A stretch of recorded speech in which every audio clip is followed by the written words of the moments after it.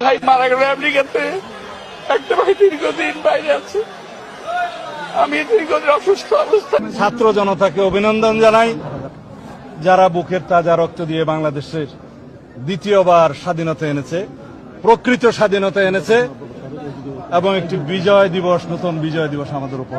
School কলেজের মাসুম বাচ্চারা নিজেদের জীবন দিয়ে রক্ত ঝরিয়ে আমাদের কাছকে মুক্ত করেছে, গোটা জাতিকে মুক্ত করেছে, যাদের শহীদী আত্মত্যাগের মধ্যে দিয়ে আজকে গোটা জাতি মুক্তি লাভ করেছে এক ভয়ঙ্কর ফ্যাসিবাদ থেকে। নতুন নতুন আইন হচ্ছে, এই আইনে এখন কথাও বলা যাবে না।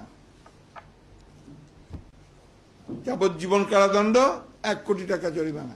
একমাত্র রাজাকাররা, পাকিস্তানপন্থীরা স্বাধীনতা যুদ্ধকে স্বীকার করে নাই।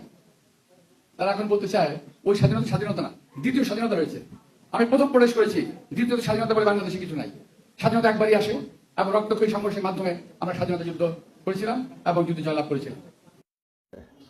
নীল কালার যে ফর্মটা আছে, এটা সংবিধান সংস্কার পরিষদ সদস্যদের শপথ ফর্ম। আমরা কেউ সংবিধান সংস্কার পরিষদের সদস্য হিসেবে নির্বাচিত হইনি। গণভোট বলে কিছু নাই, গণভোট বলে কোনো আলোচনার বিষয় নেই। এটা ওখানেও কোনো এজেন্ডা ছিল না, এখন গণভোটের কোনো এজেন্ডা নেই। এরপরে কোনোভাবে ঐক্যমত হওয়ার কিছু নাই। যেটা ঐক্যমত হওয়ার অতটুকু হয়েছে, চ্যাপ্টার ওখানে ক্লোজ হয়েছে।